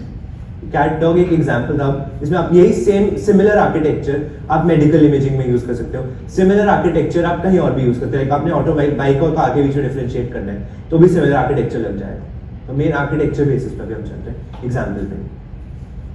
आउटपुट लेयर वही लेयर होती है जो आपको बताती है कि आपके से 0-1 के बीच में चाहिए, जैसे 1 एनकोडेड वेक्टर बताता है वो चाहिए आउटपुट में, वो वाली लेयर होती है। अब हम लोग यूज करने वाले हैं फैशन एमनेस डेटा सेट। तो ये एक डेटा सेट है जिसके अंदर हमारे पास जैसे टी शर्ट हो गया, ट्राउजर, पुलोवर, इस टाइप के 10 कैटेगरीज हैं। ये 10 की 10 कैटेगरीज के बीच में हम क्लासिफिकेशन करेंगे। बट देखना चाहो डेटा सेट ना इस टाइप की छोटी इमेजेस हैं, ये 3D स्पेस में ऐसे रिप्रेजेंट करी है इन्होंने। यहाँ पे भी स्टार्ट में जैसे सारी लाइब्रेरीज इंपोर्ट करी हमने, डेटा सेट में ट्रेनिंग और टेस्टिंग वाला पार्ट रीड करा। तो देखा डेटा सेट में ऐसे दे रखा है कि इसमें पिक्सल्स दे रखे हैं हमारे कि पहला पिक्सल की वैल्यू क्या है, दूसरे की, तीसरे की, इस टाइप का डेटा सेट है ये। अनलाइक इमेजेस नहीं है इसमें, बट यही इमेजेस हैं। These pixels depict your image. तो अगर आप इमेजेस को जब फ्लैटन करके स्ट्रेटन करते हो तो वो इस टाइप का डेटा बनता है। तो हम उनको उसी को डायरेक्टली यूज करें। उसको हमने देखो यहाँ पे तो प्री प्रोसेसिंग में फ्लैटनिंग और उसके पिक्सल की जरूरत नहीं पड़ी हमारे को बस ये चाहिए था, हमने एरे में कन्वर्ट करना है उसे, दैट्स इट। तो हमने उसको अब 0-1 के बीच में रीसाइज कर दिया, 255 से डिवाइड करके 0 से 255 है उसको 0-1 में कर दिया ताकि हम यूज कर सकते हैं उसे आगे। हमने ट्रेन टेस्ट वैलिडेशन स्प्लिट करा, ये आपको बताया था मैंने क्या होता है, ट्रेनिंग डेटा क्या होता है, टेस्टिंग डेटा क्या होता है, वैलिडेशन डेटा क्या होता है। हमने उनके क्लास नेम्स दिए उनको एंड आप देख सकते हो जब हम लोग ने उन पिक्सल्स को विजुअलाइज करा तो ऐसी सी इमेजेस क्रिएट हुई। जो असली इमेजेस से पिक्सल बनाए होंगे दैट्स नॉट रेलेवेंट। अभी यहाँ पे मैंने इसको मैटप्लॉटलिब यूज करके विजुअलाइज करा है, तो वो इस टाइप की इमेजेस क्रिएट हो रही है। तो ये सैंडल इस टाइप से होगा। तो जैसे वो फीचर्स देख रहे थे ना, तो ये देखो ये इंपॉर्टेंट पार्ट आपको दिख रहा होगा ना, एंड बैकग्राउंड इसमें है ही नहीं, तो ये इजियर टू ट्रेन है, हम यूज कर पा रहे हैं as a beginner data set, इसको यूज कर सकते हैं तभी हम लोग। तो इसको रीशेप कर दिया हम लोगों ने एंड रीशेप कल समझाया था ईश्वरन ने क्या होता है थोड़ा सा। अब मेन पार्ट जो मॉडल वाला हमारा पार्ट आ रहा है, तो हमने कॉन्वोल्यूशन वो डाली है 32 फिल्टर्स, सबका कर्नल साइज 3x3 है।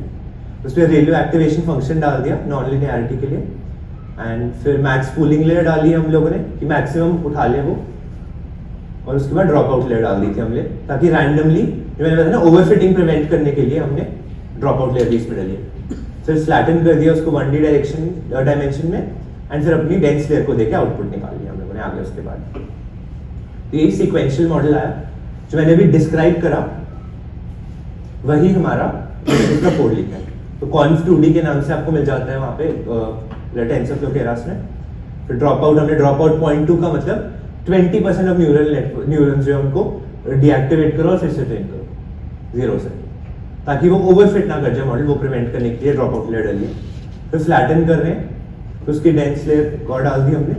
फिर सॉफ्ट मैक्स एक्टिवेशन हम लोग उसको, यहाँ पे 10 का ये मतलब है कि 10 कैटेगरीज 10 क्लासेस में हमारे को डिवाइड करना है। तो सॉफ्ट मैक्स फंक्शन प्रोबेबिलिटीज दे रहा है, उसको 10 क्लासेस में डिवाइड करके हमारे को आउटपुट मिल जाएगा। यहाँ पे ये यूज हो रहा है हमारा। अभी तक किसी को कोई डाउट है?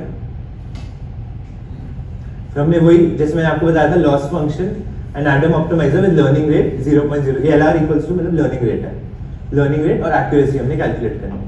ये मॉडल को हमने ट्रेनिंग पे लगा देना है। ट्रेन कर दिया हम लोगों ने। यहाँ पे इसमें देखो x train, Y train, batch size यहाँ पे बड़ा रखा हुआ है हम लोगों ने थोड़ा कंपैरेटिवली। ऐसे ये बैच साइज भी याद रखना 2 की पावर में रखते हैं, मैंने आपको बताया था, टू कंप्यूटेशनली वो बेटर रहता है। फिर तो 75 इपॉक्स के लिए इसको ट्रेन कर दिया मैंने, एंड वही वैलिडेशन सेट के साथ। अब इसका यहाँ पे अगर ट्रेनिंग एक्यूरेसी देखना चाहो एंड में,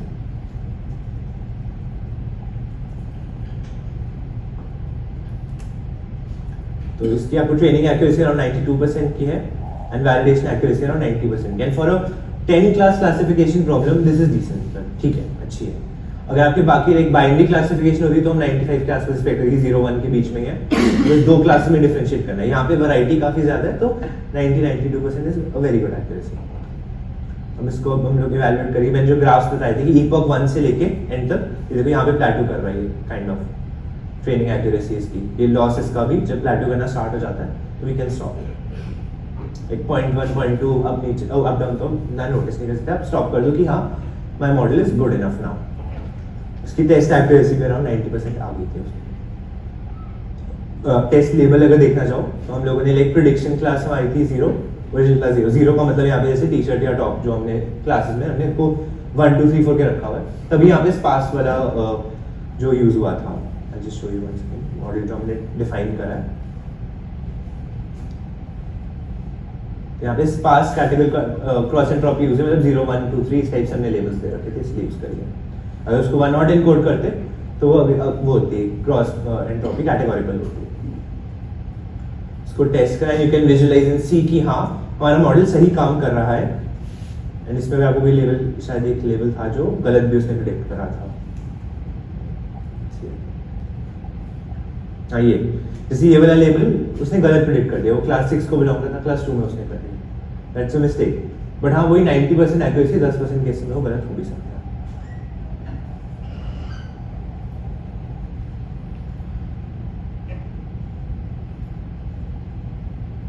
नेक्स्ट हम लोग थोड़ा सा ये रेजिडेंट आर्किटेक्चर और यूनिट आर्किटेक्चर, ये 2 आर्किटेक्चर्स हैं जिनका मैं आपको थोड़ा सा एक बहुत ब्रीफ सा इंट्रो दूंगा, बाकी फिर आप लोग घर जाके स्टडी करना। एंड यूनिट थोड़ा इंपॉर्टेंट है इसलिए भी कल हम जो ज्ञान यूज करेंगे, ऋषिकन आपको थोड़ा ज्ञान का आइडिया देगा, उसमें यूनिट आर्किटेक्चर यूज हुआ है। तो रेजिडेंट एक और मॉडल है, ये क्लासिफिकेशन के लिए यूज होता है, काफी पॉपुलर मॉडल है। इसमें वर्जन जैसे मैंने 50 18 वो डिपेंडिंग ऑन लेयर्स इनके अलग अलग वर्जन क्रिएट किया जाता है। तो रेजिडेंट 50 सबसे ज्यादा पॉपुलर मॉडल वो यूज किया जाता है। एंड जब इमेजनेट डेटा सेट जिन्होंने जनरेट किया था उन्होंने कॉन्टेस्ट भी रखा था कि बेस्ट क्लासिफिकेशन मॉडल कौन सा है, तो उस डेटा सेट के ऊपर रेजिडेंट 2015 में 2017 एग्जैक्टली यानी यार उस ईयर में वो कॉन्टेस्ट जीता भी था कि रेजिडेंट मॉडल का जो आर्किटेक्चर था दैट वर्क द बेस्ट। इस टाइप का एक्चुअली इसमें रेजिडुअल ब्लॉक्स होते हैं जो काफी डीप न्यूरल नेटवर्क्स को बनाने में हेल्प करते हैं हमारे को। उसमें स्किप कनेक्शन होते हैं, लाइक हमारे, मैं अभी इसका विजुअलाइजेशन आपको दिखाऊंगा साथ में। ये इंटरेस्टिंग मुझे आज सुबह मिली, आई थिंक आपका लक अच्छा था तो मिल गई, कल मेरे को मैं पहले स्टेप के विजुअलाइजेशन था, शो यू नेक्स्ट। तो यहाँ पे इसमें क्या होता है, वो ना लेयर्स को, सारी लेयर्स चल रही हैं, तो बीच में एक लेयर से उठा के 3-4 लेयर स्किप करके उसके अगले वाले में वो डायरेक्टली जो वेट्स है या जो इनपुट डेटा है वो शेयर कर देता है उसके साथ। वहाँ पे फिर हम लोग प्रीवियस लेयर और ये जो स्किप जिसके करा है दोनों उनका उठा लेते हैं, जो डेटा आया होता है वहाँ पे, जो फीचर्स एक्सट्रैक्ट करे होते हैं हम लोगों ने ना, वो दोनों लेयर्स के उठा लेते हैं। उससे ये क्या फायदा है, कई बार होता है वैनिशिंग ग्रेडियंट प्रॉब्लम एक मशीन लर्निंग में एग्जिस्ट करती है। वो वैनिशिंग ग्रेडियंट मतलब है कोई इंपॉर्टेंट फीचर जो थोड़ा कंपैरेटिवली कम मिला होता है, वो कई बार ना वेट्स जब ट्रेन हो रहा होता है तो वैनिश कर जाता है, क्योंकि हमने जब मैक्स उठाया, जिस मतलब मैक्स उठाने से कुछ ना कुछ रह सकता है, रहती है चीजें, तो मैक्स उठाने से कोई ना कोई फीचर रह सकता है। जो आप स्किप कनेक्शन यूज करते हो तो वो वाला फीचर उस लेयर आगे आउटपुट लेयर के क्लोज वाली लेयर्स को भी मिल जाता है, और वो फिर उनको वेट ज्यादा दे देती है वो लेयर्स। इस टाइप से काम करता है। मैं इसका विजुअलाइजेशन दिखाता हूँ आपको।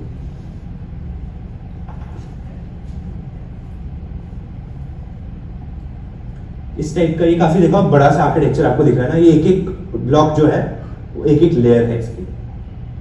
इस टाइप से मैं आपको दिखाता हूँ सही से इसमें।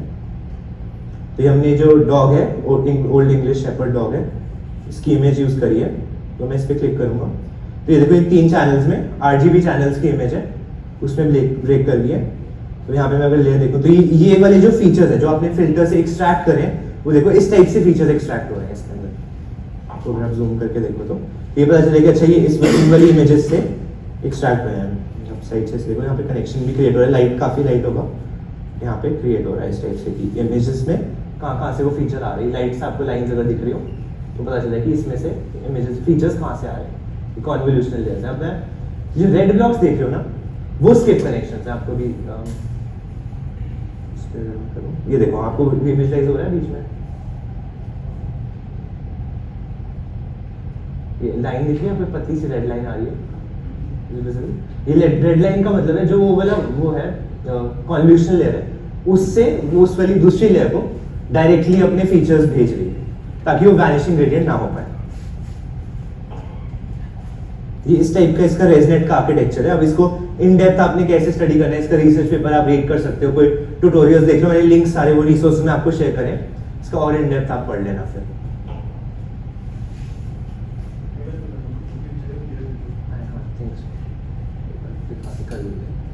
वैसे ये TensorBoard JS के आप वेबसाइट पे चले जाओ, इन्होंने ये वाला आप विजुअलाइजेशन खुद खोल सॉरी ये tensorspace.org पे चले जाओ। तो टेंसर ये जावास्क्रिप्ट में इन्होंने पूरा आर्किटेक्चर करा है। तो मेरे को भी मिला आज सुबह ही था, वरना मैं सारे मॉडल्स का इसमें कर देता हूँ एंड आपको डिपिक्ट कर सकता था ये कैसे दिखता है।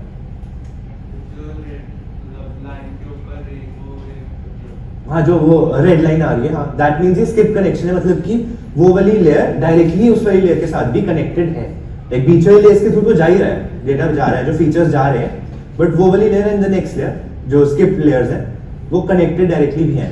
एंड ये आर्किटेक्चर काफी बड़ा आर्किटेक्चर है, इसको रिसर्चर्स ने बहुत रिसर्च करके बनाया है। और इमेज नेट डेटा सेट पे जब प्री ट्रेन उसको कॉल करोगे, तभी नोटबुक में आपको दिखाऊंगा अभी, प्री ट्रेन कॉल कर सकते हो टेंसरफ्लो वालों के अंदर का। देखिए ये समझ आ गया, आप ये वेबसाइट खोल के देख लो, आपको QR कोड आप अगर ये QR कोड स्कैन करना आप ये भी कर सकते हो, डायरेक्टली आपको ये वाले पेज खुल जाएगा।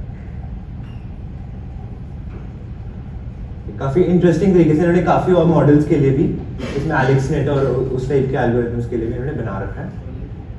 तो एक बार खोल के आई थिंक डेस्कटॉप के लिए ही बनी है वेबसाइट। तो ये TensorSpace JS है, जावास्क्रिप्ट में इन्होंने बनाया है।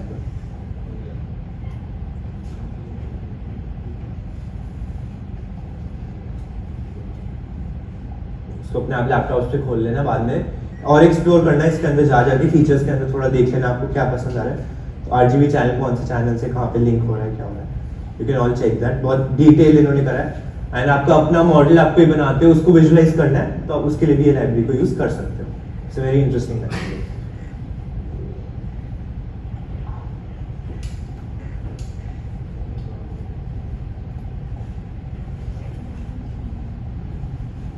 तो मैं बोल रहा था ना डॉग कैट और पैंडा, डॉग कैट पैंडा वाला डेटा सेट है ये वाला। इसमें अब हमने रेजनेट मॉडल को यूज करा डायरेक्टली। तो इसमें मैंने कमेंट्स नहीं डाले बिकॉज आई वांट कि आप लोग भी, जैसे बोल रहा था, कोड रीड करना भी आना चाहिए। तो आई वांट कि आप लोग ये खुद से एक बार स्टडी करना एंड देखना कि अच्छा कैसा आर्किटेक्चर है, क्या है। मैं आपको एक बार दिखा देता हूँ कि रेजनेट 50 जो है और रेजनेट के बाकी वर्जन्स भी प्री ट्रेन करके डायरेक्टली टेंसरफ्लो की लाइब्रेरी के अंदर मिल जाते हैं आपको। तो यहाँ पे अभी तो हमने जैसे पहले लाइब्रेरीज इंपोर्ट करी है, तो यहाँ पे हमारे पास इमेजेस जैसे 1000 इमेजेस कैट के, 1000 डॉग के, 1000 पैंडास की इमेजेस है। अब देख लो इस टाइप की तो काफी क्लियर इमेजेस है, अनलाइक जो हमने पुराने डेटा सेट देखे थे, ये तो काफी अच्छी इमेजेस वाला डेटा सेट है। और हाँ, ये एक इमेज जनरेटर करके एक फंक्शन होता है, ये भी केरास के अंदर होता है। इसका काम इज बेसिकली अगर आपके पास छोटा इमेज है, छोटा डेटा सेट है, अब डेटा सेट बढ़ाना है, तो अब इसके अंदर आप वो कर सकते हो कि उसको आपने वो कर दिया, रोटेट कर दिया या ट्रांसलेट कर दिया, इस टाइप की आप छोटी मोटी चेंजेस उनके अंदर इमेजेस के अंदर करके उसको फिर डेटा सेट इंक्रीज कर सकते हो अपना। तो उस टाइप में आप यहाँ पे डिक्लेयर कर सकते हो। अभी तो आई डोंट थिंक मैंने कुछ करा है उसमें, नहीं कैटेगोरिकल क्लास के वो हैं और ट्रेनिंग करना है, ट्रेन टेस्ट वैलिडेशन, यहाँ पे ट्रेन टेस्ट वैलिडेशन स्प्लिट भी यहीं से कर दिया गया। अब यहाँ पे डायरेक्टली सीक्वेंशियल मॉडल में से हमने रेजनेट को कॉल कर लिया। रेजनेट 50 डिक्लेयर्ड है, उसकी लेयर एज वन लेयर वो फंक्शनल एपीआई कहते हैं इसको, फंक्शनल एपीआई की एक लेयर की तरह वो यहाँ पे आपके मॉडल में डिफाइन हो जाता है। ये प्री ट्रेन मॉडल है उसका। तो इसमें अभी तो लेयर्स हमने प्री ट्रेन के डायरेक्टली यूज करें तो हमने ट्रेनेबल फॉल्स कर दिया, इसको ट्रू कर दोगे तो भी आप ट्रेन कर सकते हो कि आपने इनहैंस करना है उसी मॉडल को। अगर आपने डायरेक्टली उस मॉडल को यूज करना है फॉल्स है, इनहैंस करना है। अब यहाँ पे आपको कन्वोल्यूशन लेयर है, मैक्स पूलिंग लेयर है, फ्लैटन करा, डेंस नेट लगा दिया, नीचे डेंस लेयर्स लगा के एक बार ड्रॉप आउट कर दे कि यार बाई चांस ये भी ओवरफिट ना कर जाए, फिर एक और डेंस लेयर लगाया और ताकि क्लासीफाई कर सके between 3 classes and soft max function. 3 neurons यहाँ पे डिक्लेयर हुए हैं जो सॉफ्ट मैक्स फंक्शन हमारे को प्रोबेबिलिटीज देगा उसके बेसिस पे। इसका आर्किटेक्चर भी अगर आप देखोगे तो इसने रेजनेट 50 को एक ही लेयर, रेजनेट 50 की ही हमने इनपुट लेयर ली ताकि हम डायरेक्टली उसकी इनपुट लेयर यूज कर लेते हैं, वो इनपुट लेयर भी प्रोवाइड होगी। एंड रेजनेट 50 की फंक्शनल एपीआई जो पूरा हमारा उनके जो बड़ा सा आर्किटेक्चर देखा था वो एक लेयर की तरह यहाँ पे हमने कॉल कर लिया as a pre train model. And इसमें भी Adam optimizer, categorical cross entropy यहाँ पे यूज हुआ है, स्पार्स न्यूमो 1 नॉट इनकोडेड होगा डेटा सेट इसलिए। एंड यहाँ पे हमारे को मिल गई अराउंड 89% एक्यूरेसी। इस टाइप का ग्राफ जनरेट कर दिया। अब ये कह रहा हूँ ये वाला आर्किटेक्चर आप एक बार खुद से भी एक्सप्लोर कर लेना। तो रेजनेट का फिर कल को सुबह कोई डाउट्स में we can discuss ResNet UNet में अभी बता रहा हूँ दोनों आर्किटेक्चर्स का, फिर उसके बाद will be moving on to GANs tomorrow. Okay, तो यूनिट, अब तो ये एक आर्किटेक्चर देखो, ये काफी एक यूनिक आर्किटेक्चर है। तो अभी तक हम लोगों ने जो करा है वो करा है क्लासिफिकेशन। हम लोग देख रहे थे कि कौन सी कैटेगरी को बिलोंग करता है वो डेटा। यहाँ पे यूनिट में हम लोग इमेज सेगमेंटेशन करते हैं, कौन सा पार्ट ऑफ डेटा हमारे लिए इंपॉर्टेंट है, क्या मास्क क्रिएट करना है हमने इमेज में, इमेज से पार्ट्स निकालना है इमेज के अंदर का। तो जो फर्स्ट हाफ है यहाँ पे लेफ्ट साइड पे, ये left side of the you पे आपको जो दिखेगा यहाँ तक जो मैं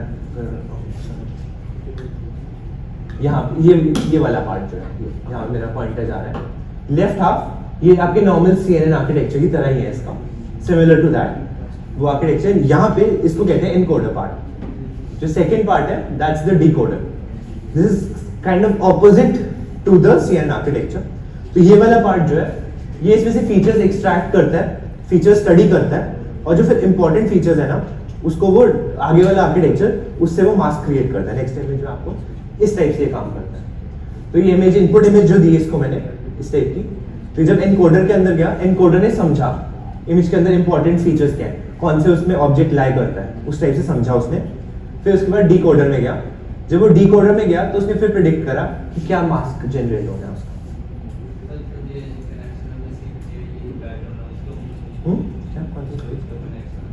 इसमें हाँ, there are some specific connections. वो है कि डायरेक्टली वो फीचर्स भी प्रोवाइड कर दिए जाए उसको। ये आर्किटेक्चर हाईली रिसर्च आर्किटेक्चर है, इसके आप इन डेप्थ इसका रिसर्च पेपर पढ़ना वो पढ़ना आपको समझ आ जाएगा।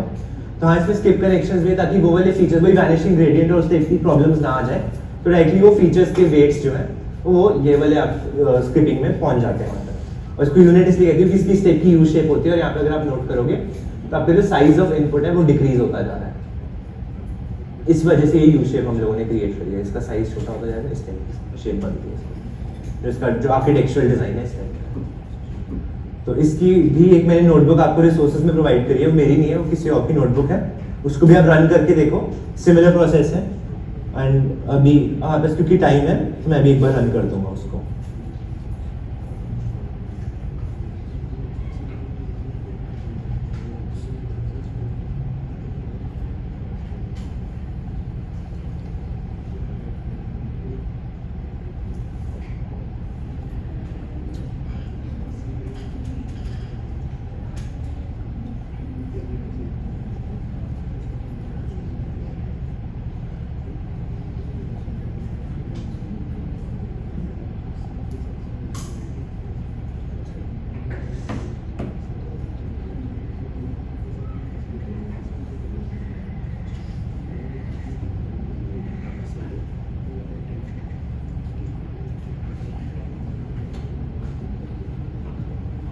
इसको आई थिंक 15 से 20 मिनट लगते हैं वैसे यूजुअली रन होने के लिए।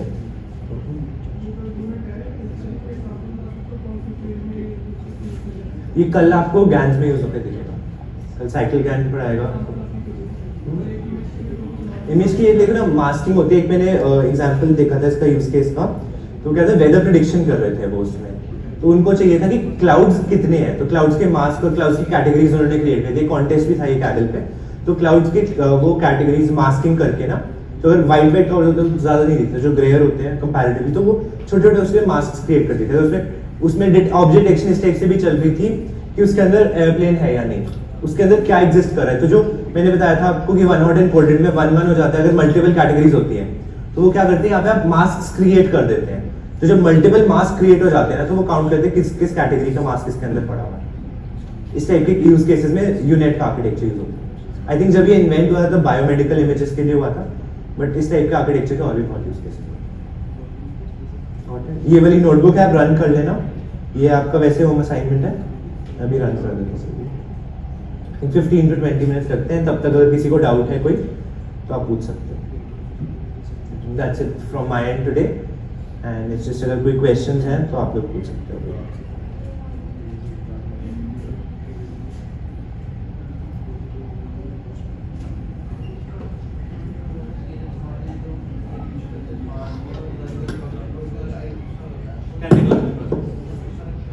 जो मैंने बताया था, जो हमारे जो लेवल्स होते हैं ना, तो लेवल्स अगर हमारा नॉर्मल है 0 1 2 3 5 6 7 8 9 इस टाइप का, तो हम पास वाला यूज करते हैं।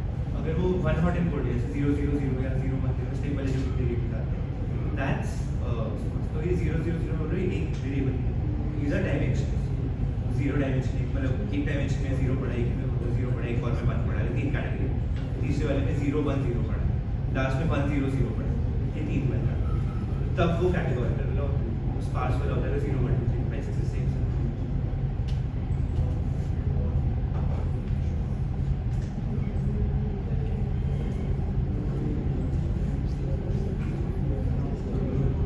एक बार आप लोग रन करके देख लो यूनिट का, कोई डाउट है तो पूछना है तो आप। अच्छा, आप लोग को एक होम असाइनमेंट और है, आप लोग के वो रिसोर्स पेज में एक आपको डेटा सेट ही वाला शेयर हुआ होगा जिसमें रेजनेट रन करके दिखाया है। तो आपका टास्क ये भी कोशिश करना, कोई आप अपना मॉडल, कोई प्री ट्रेन मॉडल जैसे डेंसनेट हो गया या फिर और भी एलेक्सनेट हो गया, उस टाइप इमेजनेट हो गया, इस टाइप के आप एल्गोरिथम्स यूज करो एंड चेक करो कि कौन सा एल्गोरिथम बेटर एक्यूरेसी दे रहा है। प्री ट्रेन ही कॉल कर लो, कोई बात नहीं, बट हाँ आज के लिए आप एक प्रोडक्शन एनवायरनमेंट में अपना भी मॉडल ट्रेन करके लाना कल तक और सबको सबमिट करना है आपने जो भी, ताकि आपको एक बार इस टाइप की ट्रेनिंग की आदत हो जाएगी तो कल हम अनसुपरवाइज्ड लर्निंग में ज्ञान आपको सिखा सकते हैं।